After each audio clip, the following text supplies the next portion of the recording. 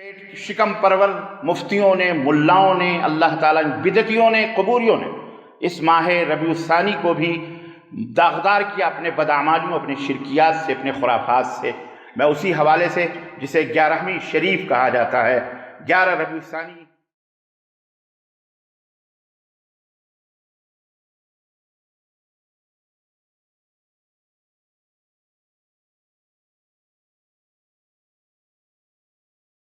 ان الحمد للہ نحمده ونستعینه ونستغفره ونؤمن به ونتوکل علیہ ونعوذ باللہ من شرور انفسنا ومن سیئات اعمالنا من يهده الله فلا مضل له ومن يضلل فلا هادي له واشهد ان لا اله الا الله واشهد ان محمدا عبده ورسوله اما بعد فان خير الحديث كتاب الله وخير الهدي هدي محمد صلى الله عليه وسلم وشر الأمور محدثاتها وكل محدثة بدعة وكل بدعة ضلالة وكل ضلالة في النار. قال الله تبارك وتعالى في كلامه المجيد: يا أيها الذين آمنوا اتقوا الله حق تقاته ولا تموتن إلا وأنتم مسلمون. يا أيها الناس اتقوا ربكم الذي خلقكم من نفس واحدة وخلق منها زوجها وبث منهما رجالا كثيرا ونساء واتقوا الله الذي تساءلون به والأرحام إن الله كان عليكم رقيبا. يا أيها الذين آمنوا اتقوا الله وقولوا قولا سديدا يصلح لكم أعمالكم ويغفر لكم ذنوبكم ومن يطع الله ورسوله فقد فاز فوزا عظيما. اللهم صل على محمد وعلى آل محمد كما صليت على إبراهيم وعلى آل إبراهيم إنك حميد مجيد. اللهم بارك على محمد وعلى آل محمد كما باركت على إبراهيم وعلى آل إبراهيم إنك حميد مجيد. تمام قسم کی حمد و ثنا، کبریائی اور بڑائی اس اللہ عز و جل کے لیے لائق و زیبہ ہے جس نے ہمیں اور آپ کو پیدا فرمایا اور ہماری رشد و ہدایت کے لیے پیغمبر آخر الزماں حضرت محمد الرسول اللہ صلی اللہ علیہ وسلم کو اس خاکدان گیتی میں مبعوث فرمایا۔ عزیزان گرامی قدر، معزز دوستو، بزرگوں اور بھائیوں، آج بتاریخ 12 ربیع الثانی 1442 ہجری مطابق 27 نومبر سن 2020 عیسوی کے اس خطبہ جمعہ میں آپ حضرات کی خدمت میں اس مہینے کی ایک بدعت کے حوالے سے کچھ اہم بات کرنا چاہ رہا ہوں۔ یہ ایک بدعت اس ماہ میں کی جاتی ہے۔ ویسے تو اگر غور کیا جائے تو اسلام کا کوئی بھی ایسا مہینہ نہیں ہے جسے دشمنان اسلام نے داغدار نہ کیا ہو اپنے شرک سے، اپنی بدعمالیوں سے، کلمہ پڑھ کر، اسلام کا نام لے کر اسلام کو بدنام اور رسوا کرنے کی کوشش نہ کی ہو دشمنان اسلام نے۔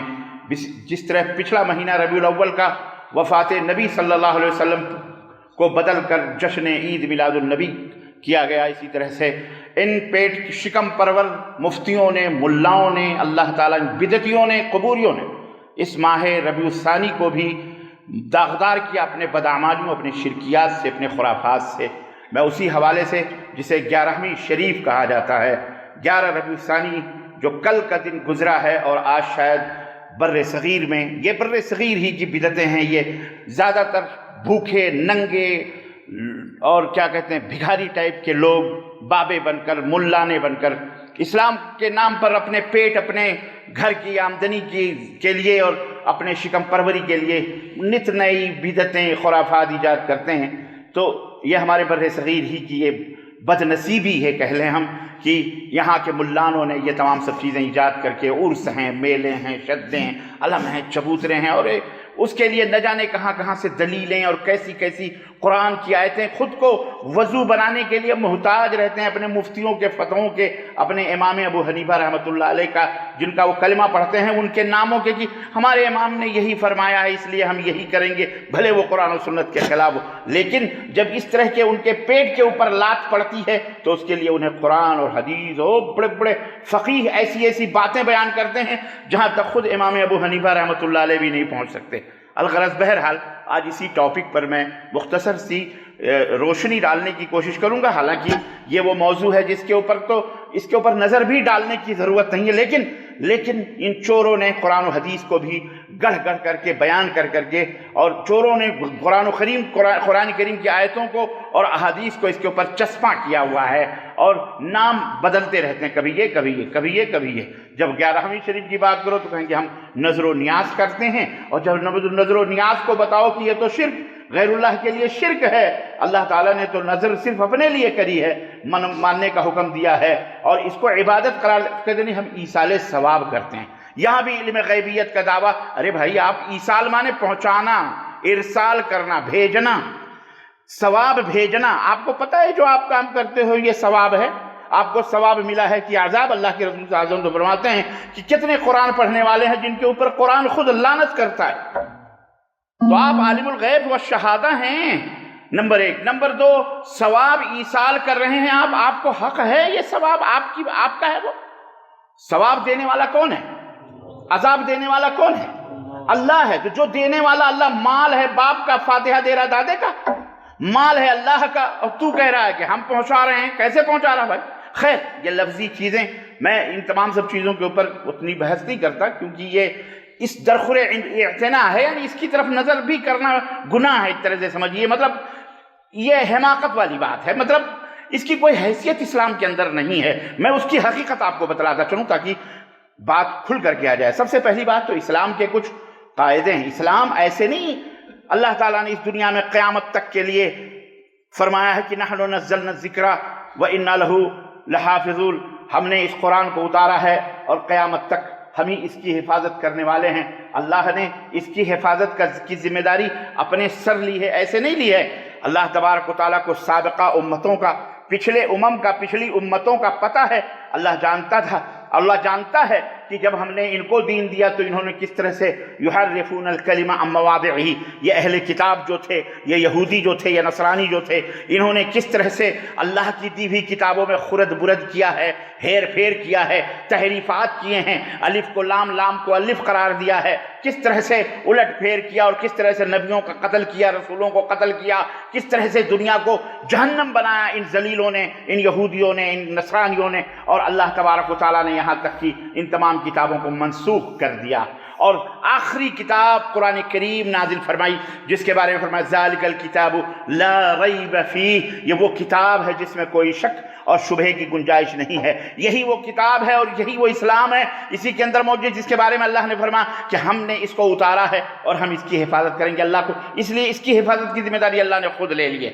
اب اس کے اندر کوئی خرد برد کرے گا، قیامت تک اس کی ناک پکڑ لی جائے گی، اس کا گلا دبا دیا جائے گا، دیکھ یہاں تو یہاں غلط کر رہا ہے، یہاں الٹا کر رہا ہے، یہاں الحمدللہ اہل علم موجود رہیں گے قیامت تک، علماء رہیں گے، صلحاء رہیں گے، الحمدللہ ان دسیسہ کاروں کی، ان چھال بازوں کی، ان جعلی ملاؤں کی، اور ان فقیہوں کی، اور ان جو ہے برے علماء کی انشاءاللہ پردہ فاشی ہوتی رہے گی۔ اسی قرآن کے آئینے میں دکھایا جائے گا امت کو کہ اسی قرآن کے اوپر چلو۔ تو الحمدللہ یہ اللہ کا فضل ہے، ورنہ بگاڑنے کے لیے تو یہودیوں نے حضرت عثمان غنی ہی سے کوشش کر دی تھی کہ کس طرح سے اس کو دین کو بگاڑا جائے، کس طرح سے اس کو، یہی نہیں خود نبی کریم صلی اللہ علیہ وسلم جو رحمت للعالمین تھے، آپ دیکھیں کہ وہ غزوہ حنین کے اندر بانٹ رہے ہیں، کیا کہتے ہیں، مال غنیمت تقسیم فرما رہے ہیں اور لوگوں کو دے رہے ہیں۔ غزوہ حنین کے اندر صحابہ موجود ہیں، ایک شخص جو نبی کے ساتھ تھا، نبی کا کلمہ پڑھتا تھا، نبی کریم صلی اللہ علیہ وسلم کے جھنڈے کے نیچے اس نے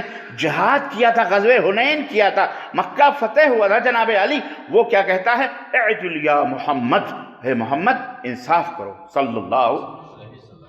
آج کسی وزیر کو کوئی اگر اس کا نیچے والا کہہ دے نا تو اٹھا کے جوتا منہ پہ مارے گا، مارے گا کہ نہیں مارے گا؟ میرے اوپر اعتراض کرتا ہے، میں پرائم منسٹر ہوں یا میں منسٹر ہوں، یہ وزیر، تیری کیا حیثیت ہے؟ کوئی چرواہا بول سکتا ہے یا کوئی اس کے وزیر کے نیچے نائب بول سکتا ہے اپنے بڑے کو؟ لیکن اللہ اکبر، محمد الرسول اللہ صلی اللہ علیہ وسلم قربان جائیں، آپ نے صبر کیا، تحمل کیا، آپ کا چہرہ سرخ ہوا، لیکن آپ نے برداشت کیا۔ اللہ کے نبی نے کتنا برداشت کیا ہوگا، آپ حیران، آپ کہنا آسان ہے۔ حضرت عمر بن خطاب کے تلوار کے دستے پر آپ کے ہاتھ کانپ گئے اور آپ نے تلوار نکالی اور کہا، اللہ کے نبی حکم دیجئے اس گستاخ کی گردن ہوگی، اس کا سر ہوگا، اور آپ کے پیر میں۔ آپ نے کہا نہیں، یہ حلم تھا، صحابہ نہیں برداشت کر پاتے تھے۔ آپ نے کہا نہیں، اس کی ذریت سے کچھ لوگ نکلیں گے جو قرآن پڑھیں گے، نماز پڑھیں گے، جو دین کے اوپر عمل کریں گے. تحقرون صلاتکم عند صلاتہم، یہ ایسی سینت کر کے نماز پڑھیں گے، ایسے چہرے، ایسے عادات کہ تم اپنی نمازوں کو صحابہ ان کے مقابلے میں حقیر سمجھو گے. لئن وجدتہم لقتلتہم قتل عاد، اگر یہ ہمیں مل گئے تو ہم ان کو ایسے قتل کریں گے جیسے قوم عاد کو قتل کیا گیا تھا. یہ کون لوگ تھے؟ کلمہ پڑھنے والے لوگ، نماز پڑھنے والے صحابہ کو اللہ کے نبی فرما رہے ابو بکر تم بھی، عمر تم بھی، عثمان تم بھی، علی تم بھی، طلحہ زبیر سب تم بھی اتنی اچھے ایسے لگیں گے جیسے ابھی فرشتے ہوں، لیکن ان کے دل جہنم ہوں گے. یہ ہمارے نبی نے بہت پہلے بتا دیا تھا. یہ خوارج ہوں گے. یہ کون ہوں گے؟ ہائے یہی لوگ ہیں. جی جناب. تو کہنے کا مطلب یہ ہے کلمہ پڑھنے والے یا روزہ پڑھنے رکھنے والے یا نماز، ان سے دھوکہ نہیں کھانا ہم کو. نہ ان کی تقویٰ، نہ ان کی نماز، نہ ان کی طہارت. نہیں، ہمارے نبی نے بہت پہلے بتا دیا تھا. یہ تمام سب چیزوں سے پہلے منہج ہے، ایمان اور عقیدہ ہے. بات سمجھ میں آئی کہ نہیں؟ ایمان اور عقیدہ ہے.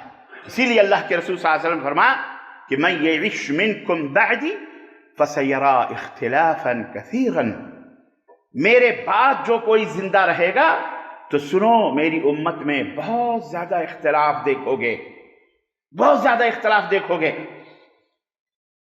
اللہ، یہ اللہ کے نبی نے بتا دیا بہت زیادہ اختلاف ہوگا. فعلیکم بسنتی، ایسے موقع پر میرے طریقے کو لازم پکڑنا. وسنت الخلفاء الراشدین، اور خلفاء راشدین المہدیین، جو خلفاء ابو بکر ہیں، عمر ہیں، عثمان ہیں، علی ہیں، اور خلفاء راشدین رضی اللہ تعالی عنہم ہیں، اسلاف ہیں، سلف صالحین. ان کو جو لازم پکڑے گا ان کو لازم پکڑنا. وعضوا علیہا وتمسکوا بہا، اور مضبوطی کے ساتھ اس کو اپنے ہاتھ سے پکڑ لینا. وعضوا علیہا بالنواجذ، نواجذ کہتے ہیں داڑھ کو، ان داڑھوں میں ڈال کے پکڑ لینا مضبوطی کے ساتھ. وَإِيَّاكُمْ وَمُحْدَثَاتِ الْأُمُورِ، اور خبردار نئی نئی باتوں کے گڑھنے سے بچنا.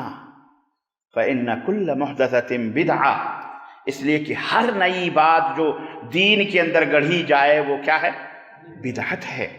وَكُلُّ بِدْعَةٍ ضَلَالَةٍ، اور ہر بدعت کیا ہے؟ گمراہی.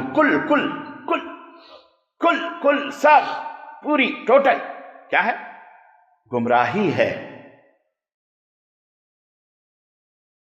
اور ایک روایت میں ہے وَكُلُّ ضَلَالَةٍ فِي النَّارِ، اور ہر گمراہی جہنم میں جانے والی.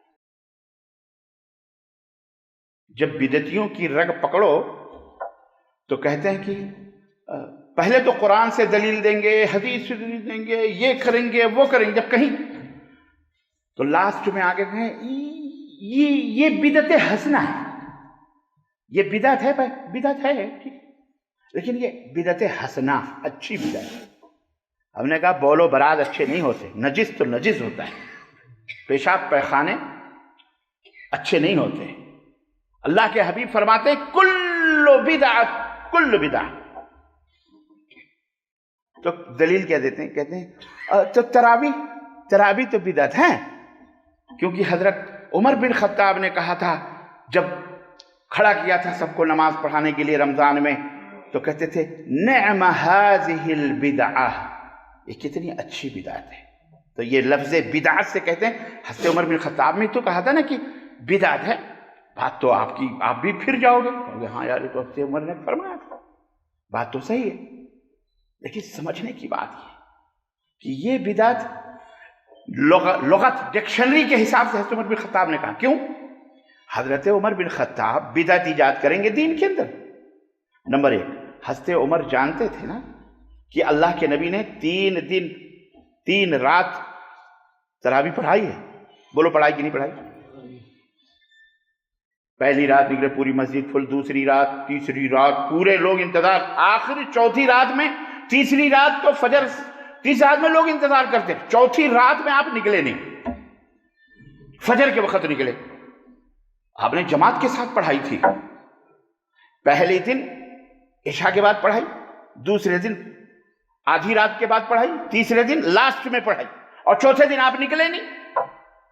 تو صحابہ کو دیکھا پوری مسجد نبوی کھچا کھچ بھری، تو آپ نے فرمایا، صحابہ نے کہا اللہ کے نبی آپ نکلے نہیں؟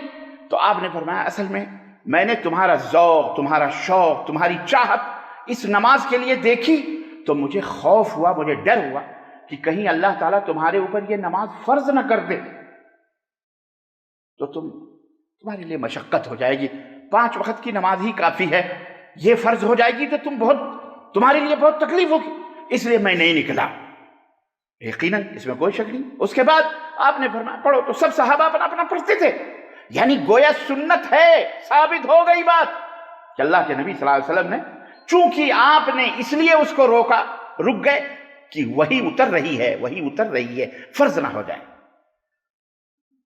لیکن جب آپ کی وفات ہو گئی اور آپ اس دنیا فانی سے آخرت کی طرف سفر فرما لیا، آپ نے اللہ کو پیارے ہو گئے، تو اب وحی کا سلسلہ بھی بند ہو گیا۔ اب نہ کوئی چیز فرض ہو سکتی ہے، نہ نفل ہو سکتی ہے، نہ سنت ہو سکتی ہے، نہ واجب ہو سکتی ہے۔ کسی بندے کو یہ حق حاصل نہیں ہے کہ کسی عمل کو وہ فرض کر دے، واجب کر دے، سنت کر دے۔ کر سکتا ہے؟ تو حضرت عمر بن خطاب کا دور آیا، کہا پڑھو، میرے نبی نے پڑھا ہے تو تم اس کو زندہ کرو۔ اس سنت کو زندہ کیا اللہ کے حضرت عمر بن خطاب رضی اللہ تعالیٰ۔ سمجھ میں بات آئی؟ تو حضرت عمر جانتے تھے یہ سنت ہے، لیکن فرض ہو جاتی اس خوف سے اللہ کے نبی نے، تو اب ہمارے کرنے نہ کرنے سے فرض تو نہیں ہوگی، اس لیے جاری کرو اس سنت کو۔ سمجھ میں بات آئی؟ تو کہتے ہیں یہ ہے۔ اس وقت کہا تھا دیکھو ہم نے ایک اتنی اچھی بات کری ہے، یعنی انہوں نے تھوڑی کرا تھا، تو اللہ کے نبی صلی اللہ علیہ وسلم وہ سنت۔ خیر، عرض کرنے کا مطلب مختلف ہیلے، مختلف بہانے لوگ کرتے ہیں، لیکن میرے عزیزو صاف باتیں قرآن کریم کی اور حدیث کی ہیں۔ کیا؟ من احدث فی امرنا هذا ما لیس منہ فهو رد۔ اللہ کے رسول صلی اللہ علیہ وسلم فرمایا ہمارے لائے ہوئے اس دین میں کوئی نئی بات کا اضافہ کرے وہ مردود ہے۔ اسی طرح سے آپ صلی اللہ علیہ وسلم نے کیا فرمایا؟ بہت سارے لوگ کہتے ہیں نا اللہ کے نبی نے منع کہاں کیا ہے، کہاں منع کیا ہے کہ یہ نہ کرو، کہاں کہا ہے آپ نے یہ نہ کرو؟ خیر کا کام ہے، اچھا کام ہے، تو جو خیر ہو وہ کرنا چاہیے، لوگوں تک خیر بانٹنا چاہیے۔ اللہ نے قرآن میں فرمایا، رسول نے حدیث میں فرمایا، کھانا کھلاؤ، پانی پلاؤ، یتیموں کو پالو، وہ سب کچھ کرو، تو ہم کرتے ہیں، تو خیر ہی تو ہے، اس میں برا کیا ہے؟ میرے بھائی میں آپ سے ایک سوال کرتا ہوں، اللہ کے رسول صلی اللہ علیہ وسلم نے فرمایا کہ ما ترکت شیئا الذی یقربکم الی الجنۃ الا وقد امرتکم۔ اے میری امت کے لوگوں، ہر وہ بات جو تمہیں جنت سے قریب کرنے والی تھی، ان تمام باتوں کی آگہی، اس کا علم، اس کا حکم میں نے تمہیں دے دیا ہے، چھوڑا نہیں۔ کوئی بھی خیر، جو بھی خیر تھا، ہمارے حبیب، اللہ کے حبیب، ہمارے نبی حضرت محمد رسول اللہ صلی اللہ علیہ وسلم نے نہیں چھوڑا ہے، نہیں چھوڑا۔ وَمَا تَرَكْتُ شَيْئًا الَّذِي يُقَرِّبُكُمْ إِلَى النَّارِ إِلَّا وَقَدْ حَذَّرْتُكُمْ مِنْهُ۔ اور ہر وہ بات، ہر وہ چیز جو تمہیں جہنم میں لے جانے والی تھی، میں نے اسے ڈرا دیا ہے، تم کو منع کر دیا ہے۔ خلاص، یہ دین ہے، یہ دین۔ ہاتوا برہانکم ان کنتم صادقین۔ اللہ نے اور مہر لگا دی، الیوم اکملت لکم دینکم واتممت علیکم نعمتی ورضیت لکم الاسلام دینا، کہ میں نے آج کے دن تمہارا دین مکمل کر دیا ہے اور اسلام سے راضی اور خوش ہوں، میں نعمت پوری کر دی، ہم نے پوری ہو گئی نعمت۔ اور اللہ رب العزت نے فرمایا وما آتاکم الرسول فخذوہ وما نہاکم عنہ فانتہوا۔ اللہ کے حبیب جس بات کا حکم دے اس کو پکڑو، اس کے اوپر عمل کرو، اسے لے لو، اور جس بات سے منع کریں اس سے رک جاؤ۔ اللہ تبارک و تعالیٰ فرمایا وَمَن يُشَاقِقِ الرَّسُولَ مِن بَعْدِ مَا تَبَيَّنَ لَهُ الْهُدَى وَيَتَّبِعْ غَيْرَ سَبِيلِ الْمُؤْمِنِينَ وَنُوَلِّهِ مَا تَوَلَّى وَنُصْلِهِ جَهَنَّمَ وَسَاءَتْ مَصِيرًا۔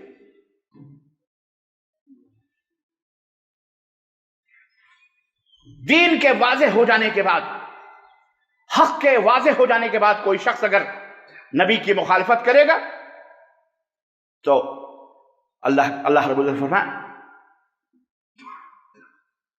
نبی کی مخالفت، شاخ مانے اختلاف کرے گا، نبی سے مخالفت کرے گا، کٹے گا، وَيَتَّبِعْ اور اتباع کرے گا غیر سبیل المؤمنین مومنوں کے راستوں کے سوا علاوہ کوئی اور راستہ پکڑے گا.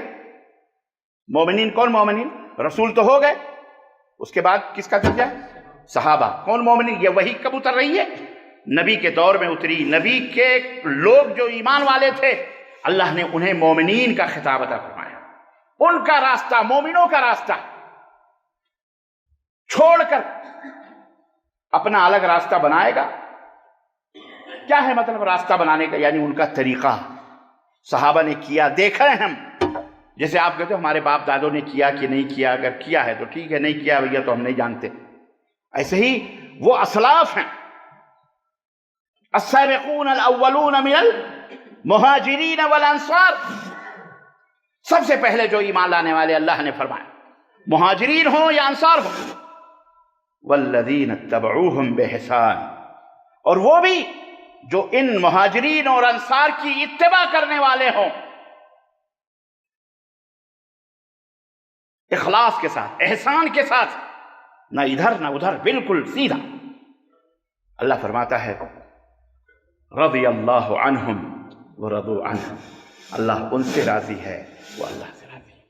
یہ آئینے ہیں، یہ اصول ہیں، یہ نظام، یہ سسٹم ہے اسلام کا، یہ قانون ہے. قیامت تک دین کے اندر، دین کے نام پر یہی دین جو اللہ اس کے رسول کا وہی چلے گا. اس کے علاوہ جب کوئی لائے گا تو انہی ڈھروں پر، انہی اصولوں پر ہم ان کو رکھ کے پرکھیں گے. اس کے مطابق ہے تو ٹھیک ہے، اس کے مطابق نہیں ہے تو ہم اسے ٹھوکر مار دیں گے. بات سمجھ میں آئی کہ نہیں؟ تب دین اصلی باقی رہے گا، ورنہ ڈپلیکیٹ دین کرنے والے تو آپ دیکھیں 73 فرقے. اللہ کے رسول صلی اللہ علیہ وسلم نے فرمایا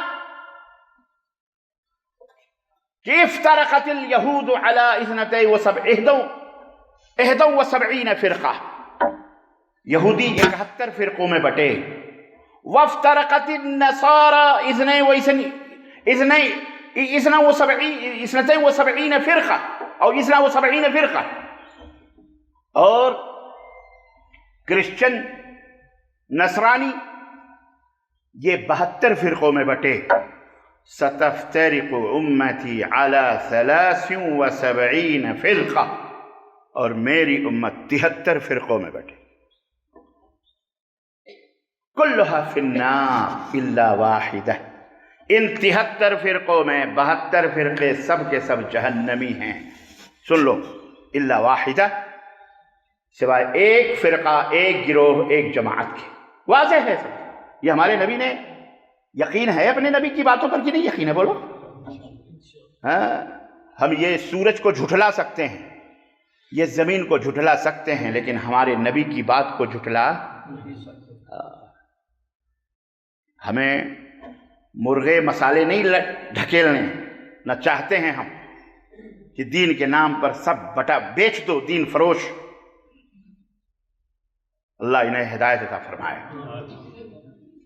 ہوش کے ناخن لو مسلمانوں، تمہاری بھی ذمہ داری ہے کہ اب جنت کے راستے ڈھونڈو. صرف روزی، روپیہ، پیسہ، ریال، ڈالر، زمین، جائیداد یہی نہ ڈھونڈو. مرو گے مرغیوں کی طرح، بلیوں کی طرح، کتوں کی طرح لوگ مر رہے ہیں، دیکھ رہے ہو آپ. زندگی کا کوئی بھروسہ نہیں ہے. یہ نہ سوچو ابھی تو توبہ بعد میں کر لیں گے. ابھی سے توبہ کر لو، توبہ کر لو ابھی سے، تاکہ اللہ اس کے رسول کے لائے ہوئے اس دین پر، عقیدے پر تمہاری روح نکلے، ورنہ برباد. جہنم میں جاؤ گے، کوئی نہیں بچائے گا. کوئی مفتی، کوئی عبد القادر جیلانی، کوئی خواجہ، کوئی غریب نواز، کوئی امیر نواز، کوئی داتا، کوئی داتی، کوئی دیوتا. کوئی نہ داتا بتایا جائے بچائے گا، نہ کوئی، بولو، دیوتا. داتا ہی کو دیوتا، کوئی فرق نہیں ہے. نہ کوئی بھجن، نہ کوئی قوالی، نہ کوئی عرس، نہ میلہ، نہ تعزیہ، نہ شدہ، نہ حسن، نہ حسین، نہ علی. کوئی بچائے گا؟ بولو. جو اپنی اولاد کو نہیں بچا سکا وہ تم کو بچائے گا، جس کا پتہ لتا نہیں ہے کچھ. بچانا ہوتا حضرت علی کو تو میدان کربلا میں اپنے نواسے کو بچاتے. اجی خود نہیں جو بچ سکا جسے خود ہی ظالموں نے خنجر مار کے شہید کر دیا، جو اپنی جان نہ بچا سکا، وہ تمہاری جان کیا خاک بچائے گا؟ عقل نہیں آتی تم کو؟ بچانے والا، مارنے والا، جلانے والا کون ہے؟ اللہ ہے، جس نے دو کو بچایا، ایک کو شہید کروا دیا۔ حضرت علی شہید ہو گئے اور حضرت عمر بن سعد نکلے ہی نہیں، اپنے خادم کو بھیج ہی دیا نماز پڑھانے کے لیے، بیچارہ وہ شہید ہو گیا۔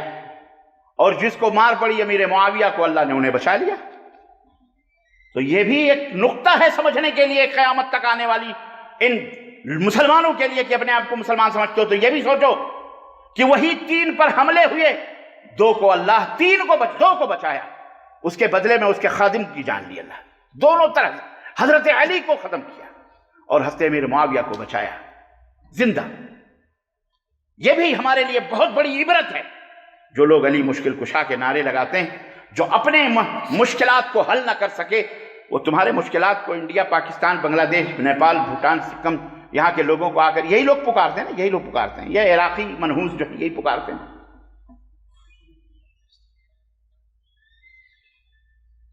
جو اپنی سمسیاؤں کا سمادھان نہ کر سکے، جو اپنے مشکلات کو حل نہ کر سکے، جو اپنی ضرورتوں کو پوری نہ کر سکے، وہ تمہاری ضرورتوں کو کیا پوری کرے گا؟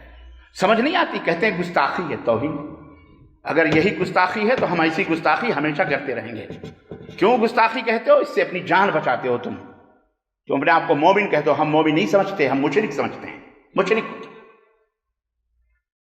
اس لیے میرے عزیزو، توبہ کرو اللہ تعالیٰ سے، معافی مانگو، آؤ اللہ کے رسول کے صحابہ کے دین پر، بدعتیں نہ ایجاد کرو۔ اور یہ بھی فارمولہ میں آپ کو جو کہہ دے نا، خیر ہی تو ہے۔ حضرت عبداللہ ابن مسعود رضی اللہ تعالیٰ عنہ کا واقعہ آتا ہے کہ کچھ لوگ تھے، ظاہر ہے وہ صحابہ کا دور تھا، زیادہ سے زیادہ آپ کے تابعین تھے، صحابہ کے شاگرد ہی تھے، اور تو کون لوگ تھے؟ صحابہ کے شاگرد ہی تھے۔ مسجد نبوی کے اندر بیٹھ کر حلقہ بنا کر لوگ سبحان اللہ، لا الہ الا اللہ، اللہ اکبر کنکریوں پر پڑھ رہے تھے۔ جیسے ہمارے ہاں آپ کو پتہ ہے، ہمارے ہاں کنکریاں پڑھائی جاتی ہیں، کنکریاں نہیں، چیئیں پڑھے جاتے ہیں، چنے پڑھے جاتے ہیں، یا کھجور کے گٹھلیوں کے اوپر اور منو کھجور کی گٹھلیاں رہتی ہیں، پتہ منو بیٹھا پڑھائے جاتے ہیں۔ اور کون ظالم پڑھتا ہے؟ یہ قرآن خوانیاں جو ہوتی ہیں، آپ کا کیا سمجھ رہے ہیں؟ یہ قرآن خوانی جو کرتے ہیں، یہ قرآن خوانی، ہم جیسے مولوی تھے بیچارے پڑھ رہے تھے، طلبہ تھے، ہم اپنے بچپن کا واقعہ مجھے یاد ہے، اللہ معاف فرمائے، ممبر رسول سے جھوٹ نہیں بولتے، اللہ کی قسم جو کبھی ہم نے پورا سپارہ پڑھا ہو۔ تم تو خوش ہو، طلبہ ہیں، یا کہ قرآن 4 قرآن کون ظالم 1 گھنٹے میں دے گا؟ 15 طلبہ رہتے تھے بھائی، سپارے لے کے ہم چاہتے تھے، بکسوں میں رہتے ہیں سپارے نا، 1 پارے، ہم تو کبھی پڑھے ہی نہیں، 1 صفحہ 2 صفحہ پڑھے، ایسے بیٹھے ورق گردانی ہو رہی، اس کو دیکھ رہے ہیں کہ یہ کھانا وانا پک رہا ہے کہ نہیں پک رہا ہے، یہ دودھ لا رہا ہے، چائے، نان کھٹائیاں، پاپے بھی، جلیبیاں، ناشتے، جو بھی کوئی انتظام ہو رہا ہے کہ نہیں ہو رہا۔ اللہ سب کی نیتیں ڈیگوں پہ لگی رہتی تھی، پڑھتا کون تھا؟ اور بعض دفعہ تو وہ بیٹھا بھی رہتا تھا بیچارہ، اس کے تو ڈر کے اس کو جاہل آدمی، اس کو تو پڑھنا بھی نہیں آتا، اس کا باپ مر گیا، اس کی اماں مر گئی، فاتحہ کروا رہا ہے، وہ تو قرآن خوانی کروا رہا ہے۔ اس کو تنخواہ دیتے تھے، بھائی ذرا پیشاب کرنے کے لیے کچھ ہے، وضو بنا، ہاں جاؤ ذرا انتظام کرو۔ وہ نکلا ادھر دنا دن گٹھلیاں، ادھر سبحان اللہ الحمدللہ، اتنے تو جاؤ، اس کے آنے تک ختم۔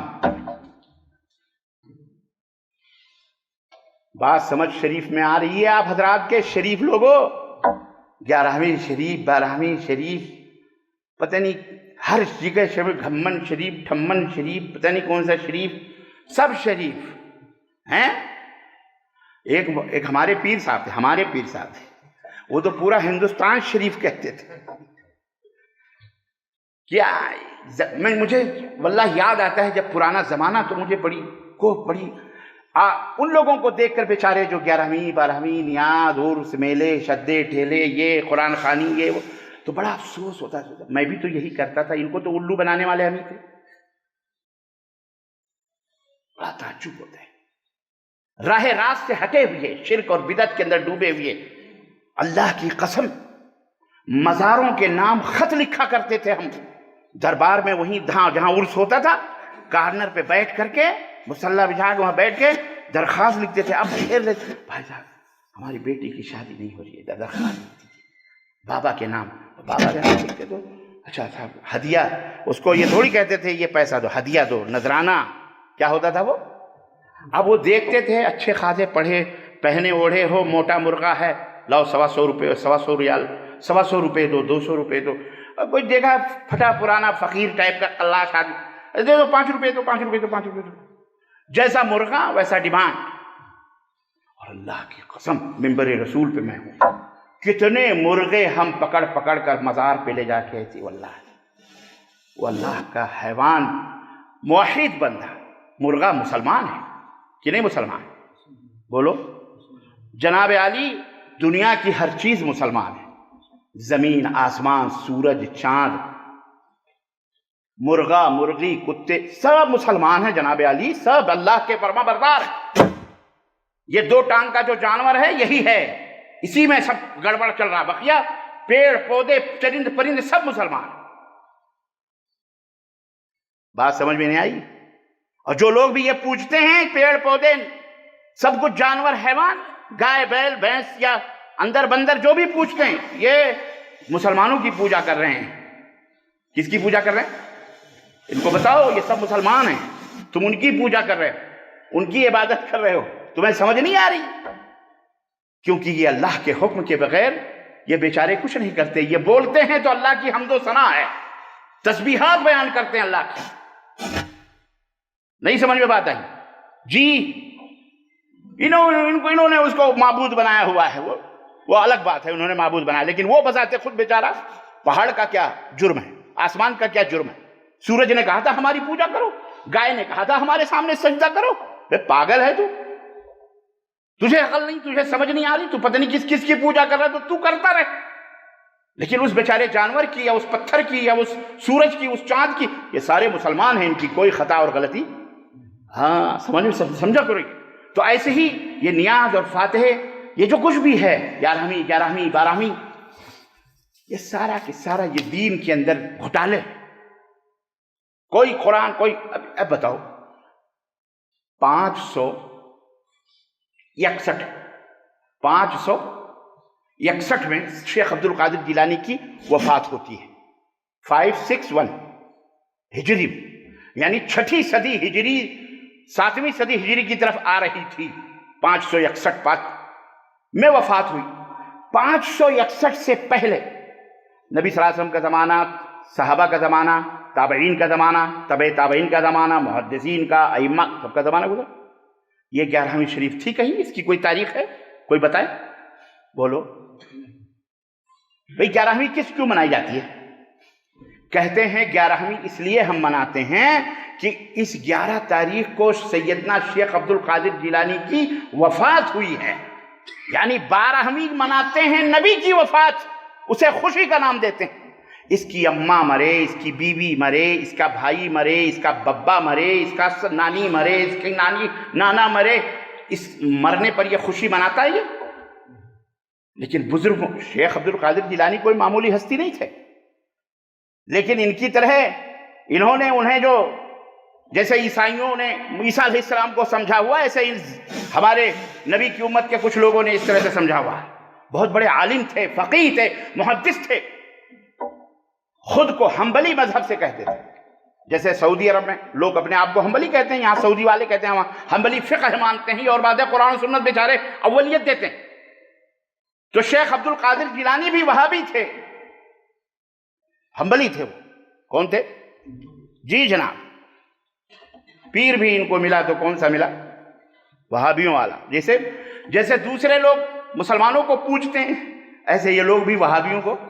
اب بات آئی ہے تو کہہ دیتا ہوں، ورنہ ہم تو یہ سب کہنے کی ضرورت ہی نہیں. شیخ عبد القادر جیلانی کی کتاب ہے غنیۃ الطالبین، پڑھیے. اس میں مارا ہے بدعتیوں کی رگیں توڑی ہیں انہوں نے، کاٹی. اور ہم نے اسی منبر سے ان کے اقوال بیان کیے ہیں، بتائے ہیں کہ شیخ عبد القادر جیلانی بدعت وغیرہ کے بارے میں کیا کہتے ہیں. الغرض کہنے کا مطلب یہ ہے عزیزان گرامی، بات لمبی نہیں ہو، जब कहते भी क्या रहमी, तो ये तो बिदअत है, सरासर दीन के अंदर इजाफा है। मारे डर के वल्लाह नमाज छोड़ देंगे, रोजा छोड़ देंगे, हज, उनको कोई डर नहीं लगेगा। लेकिन 11वीं का बकरा, 11वीं का मुर्गा, अब पहले तो एक देखिए और बताऊं, ये तो खाने पीने के यार क्या हमने धंधे बनाए हुए थे हमारे मौलाना लोगों ने, बुजुर्गों ने। उस जमाने की मैं बात कर रहा हूं, उस जमाने की आपकी बात नहीं कर रहा माजरत के साथ। आज तो आपने कभी एक मुर्गा मुझे बुला के नहीं काट करके देसी खिलाया होगा, कसम खिला लो इल्ला मन रहमल्ला, कोई नहीं खिलाया होगा। एक मुर्गा लाओ जबा करके रब्बानी साहब की दावत कर लेते। वो जमाना था, पता है, एक छोटी 11वीं, एक बड़ी 11वीं। छोटी 11वीं हर चांद का जो महीना होता है ना, यही चांद का, जैसे मुहर्रम, सफर, रबीउल अव्वल, इसकी हर 11 तारीख को शेख अब्दुल कादिर जिलानी के लिए मुर्गा, कुर्बानी के लिए बकरा नहीं बांधेगा, लेकिन ये बंदा शेख अब्दुल कादिर जिलानी के नाम का मुर्गा जरूर करेगा। फातिहा 11वीं, जर्दे बनते थे, पुलाव बनते थे, वो शीरनियाँ, खीर बनती थी, खीर बनाते हैं। और अरे बड़े बड़े आइटम होते थे भाई, बड़े बड़े आइटम होते थे। जब से हम अहले हदीस हुए, वहाबी हुए, सूखे सिवाय ईद बकरीद के कोई नसीब ही नहीं है, कुछ भी नहीं। बेचारे इनको कभी दावत भी अल्लाह ही रहम करे, इल्ला मन रहमल्लाह। अब इसका मतलब ये नहीं है कि आज के बाद से दावतें तुम शुरू कर दो, नहीं चाहिए भाई ऐसी दावत। अल्लाह के बंदो, तो छोटी 11वीं खाने के लिए हमेशा बेहतरीन से बेहतरीन मौलवी के घर में टिफिन पहुंचता, मौलानी टांग फैला के सोते, ठर्रे मार के, कोई फिक्र नहीं। इनका नियाज, उनका फातिहा, हर महीने हर चीजें, हर बिदतें। अजीजान मोहतरम, मेरे मुसलमान भाइयों, वल्लाह अल्लाह की कसम खा के कहता हूं, ये सारे के सारा बिदत है। और नजर वयूफून बिन्नुज़र, अल्लाह ने फरमाया कि मोमिनीन वो हैं जो अल्लाह से जो नजर मानते हैं, मन्नत मानते हैं, उसे पूरी करती है। मन्नत सिर्फ अल्लाह के, किसके लिए? हम मज़ारों पे रहते थे, वो बात आ गई मुर्गा। हाँ भाई ये क्या है? बाबा के नाम का मुर्गा था भैया। अच्छा ठीक है, वो मुर्गा वहाँ मज़ार के ऊपर, अस्तगफिरुल्लाह, वो उस पर मुसलमान की बात आई थी। मुर्गा मुसलमान, उसको ले जाके सजदा कराते थे। कहाँ? कब्र पे, अल्लाह की कब्र पे सजदा करा के फिर वो बाई हैंड, वो एक आदमी रहता था घर के पीछे, वहां जाता था वो मुर्गा, वहां जमा होता था झाबे में, जिसको बड़े बड़े मुस्टंडे मौलवी और मैं खिलाने वाला, लानत हो झूठ बोलने वाले पर। बोलो आमीन, बोलो आमीन। जी जनाब, मिंबर रसूल से मैं वो कहानी बता रहा हूं आपको। वो बेचारा फकीर ज़बा करता था और सारा गोश्त पीर साहब के घर में और डेग में पकता था, और बड़े बड़े सेठ जो पीर साहब के खास मुरीदीन होते थे, उनके लिए स्पेशल दस्तरखान, उसके ऊपर खाए जाते। कौन यतीम और कौन गरीब और कौन मिस्कीन? कहाँ का यतीम? यतीमों को तो मट्टी के बर्तन उस जमाने में हमारे जब हुआ करते, उसमें दाल और चावल भी वजूब जायज हो जाए उस दाल से।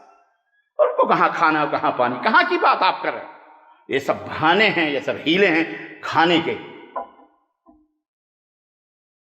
बात समझ में आई कि नहीं आई?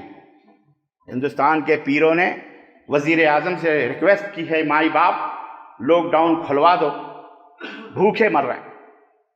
हमने कहा यार वो गरीब नमाज होके भी इनको नहीं नमाज रहे हैं, और वो जितने फकीर आपको मिलेंगे दरगाहों पे, मज़ारों पे मिलेंगे, इस देने वाले या इस मन्नत मांगने वाले या इस मज़ार का सजदा करने वाले सेठिए से ज्यादा अक्लमंद तो वो फकीर है। वो इनसे मांग रहा है, वो मज़ार से नहीं मांग रहा है, हर आने जाने वाले से मांग रहा कि नहीं मांग रहा? अरे भाई जब उतने बड़े जमीन तो उन्हीं से मांगना चाहिए ना, तो क्यों मांग रहा है? सब समझने की बातें हैं। अल्लाह तुम्हें हमें हिदायत अता फरमाए और हक बात को समझो। ज्यादा कहने की जरूरत नहीं है। यह है 11वीं की हकीकत। कोई ईसाले सवाब वगैरह जो नबी सल्लल्लाहु अलैहि वसल्लम से साबित है उस तरीके पर, यह नहीं कि तुम अपनी मर्जी से दीन में ईसाल करो हर महीने, हर हफ्ते, हर दिन हैं, और दलाइल दो कुरान के और हदीस के। कहाँ नबी सल्लल्लाहु अलैहि वसल्लम के शेख अब्दुल कादिर जिलानी का बेचारे का कहाँ ताल्लुक? ये अल्लाह के बहुत बड़े आलिम थे, शेख थे, बहुत बड़े अल्लामा थे, मुहद्दिस थे। तो अलगरज अजीज़ान गिरामी, शिर्क और बिदात छोड़िए और तौहीद और सुन्नत को अपनाइए। यही हमारा पैगाम है, यही हमारी दावत है, यही हमारा आवाज़ा है, यही हमारी पुकार है, यही दिल की सदा है। बहुत सारी बातें हैं, वक्त हमें इजाज़त नहीं देता। अल्लाह से दुआ करें कि अल्लाह हमारे भाइयों को जो बिगड़े हुए हैं ہدایت عطا فرمائے، اللہ ان برے علماء کو بھی ہدایت عطا فرمائے۔ ہم بھی برے تھے، آپ کی دعائیں تھیں، اللہ نے مجھ جیسے حقیر کو بندے کو اس مزار اور درگاہ اور شرک اور بدعت کی گندگیوں سے نکال کر توحید کی سنت کی روشنی عطا فرمائی، اور پھر مکہ مدینہ بلا کر تعلیم دی، پڑھایا لکھایا، تو آج آپ کے سامنے یہ بندے ناچیز ایک کسان کا بیٹا کھڑا ہوا کچھ باتیں بول رہا ہے۔ یہ اس کا فضل ہے۔ کس کا فضل ہے؟ اللہ کا۔ ورنہ ہم بھی اسی طرح سے جانتے تھے، اپنے گھر والوں کو کافر کہتے تھے کہ یہ وہابی ہے، مر گیا مردود، نہ فاتحہ نہ درود، یہ کافر ہے، کافر سے بھی بدتر ہے۔ ان کی مسجدیں وہابیوں کی، ہمارے اعلیٰ حضرت فاضل بریلوی نے لکھا تھا ملفوظات اعلیٰ حضرت میں، ہم وہ کہا کرتے تھے، پڑھتے تھے کہ وہابی کی مسجدیں گھوڑے اور گدھوں سے بھی بدتر ہیں، کافروں کے گھروں سے بھی بدتر ہے۔ سوچو آپ، یہ فتویٰ ہے۔ اور پچھلے ہفتے وہ مر گیا ایک مولوی جس نے کہا تھا کہ وہابیوں کی اذان کوئی اذان ہوتی ہے، سورہ ہیں، سوروں کی اذان کیا ہوتی۔ پچھلے ہفتے مر گیا، اللہ تعالیٰ اس کے ساتھ وہی معاملہ کرے جس کا وہ مستحق تھا، مشرک بدعتی۔ اس کے اوپر بھی جھگڑا چل رہا۔ ہمارے پاس کتنے سوالات آئے، اس کے لیے مغفرت کی دعا کر سکتے ہیں؟ ہم نے کہا اللہ نے فرمایا کسی مومن کے لیے یا نبی کے لیے جائز ہی نہیں ہے کہ مشرکوں کے لیے وہ دعائیں مغفرت کرے۔ وہ ظالم ہے جو اس طرح کی باتیں کرتے ہیں۔ الغرض کہنے کا مطلب یہ ہے کہ اللہ تعالیٰ ہمیں صراط مستقیم عطا فرمائے، نبیوں کا، شہداء کا، صالحین کا، صدیقین کا راستہ اپنانے کی توفیق عطا فرمائے، اور اللہ ہمیں توحید و سنت پر عمل کرنے کی توفیق عطا فرمائے۔ جس طرح سعودی عرب کے اندر اللہ نے توحید و سنت کی خوشبوؤں سے معطر کیا ہوا ہے، یہاں کوئی شرک نہیں، یہاں کوئی مزار، قبر، درگاہ، 11ویں 12، کوئی بدعت ودعت نہیں۔ الحمدللہ، اللہ کا فضل ہے، الحمدللہ۔ اللہ ہمیں ایسے راستوں پہ چلنے کی توفیق عطا فرمائے جو اللہ کا، صحابہ کا، اللہ کا رسول کا، صحابہ کا، تابعین، تابعین، ائمہ رحمہم اللہ کا راستہ تھا۔ اللہ تعالیٰ ہماری روزیوں میں برکت عطا فرمائے۔ جو غریب ہیں اللہ انہیں مالداری عطا فرمائے، اور جو مالدار ہیں اللہ انہیں اللہ کی راہ میں انفاق کرنے کا، خرچ کرنے کی توفیق عطا فرمائے۔ جو بیمار ہیں اللہ تعالیٰ انہیں شفائے کامل عاجل عطا فرمائے۔ اللہ جو بیمار ہیں انہیں شفائے کامل عاجل عطا فرما۔ اللہ جو بیمار ہیں انہیں شفائے کامل عاجل عطا فرما مولا۔ اللہ کرونا یا اس سے جیسی خطرناک جو بھی بیماریاں ہیں چھوڑی بڑی، اللہ ہم تمام مومنین، موحدین، متبعین سنت، اللہ سب کو تو نجات عطا فرما مولا۔ اے اللہ اسے ظالموں، مشرکوں، کافروں کی طرف پھیر دے مولا۔ اے اللہ تبارک و تعالیٰ اس قہر کو اور اس عذاب کو اللہ تعالیٰ ہم لوگوں سے اٹھا لے مولا۔ اے اللہ تعالیٰ ہم سب کو امن و راحت اور سکون عطا فرما، صراط مستقیم عطا فرما، مال و دولت میں برکت عطا فرما۔ اے اللہ ہماری صحت اور عافیت میں برکت فرما۔ جو انتقال کر چکے اللہ انہیں کروٹ کبر جنت نصیب فرما۔ ہمارے ماں باپ کے اوپر، بھائی بہن، اعزاء اقارب، دوست احباب، بیوی بچے، سب کے اوپر اللہ رحم فرما۔ آمین یا رب العالمین۔ بارک اللہ لنا ولکم فی القرآن العظیم ونفعنی وإیاکم بالآیات والذکر الحکیم، انہ تعالی جواد کریم ملک بر رؤوف الرحیم۔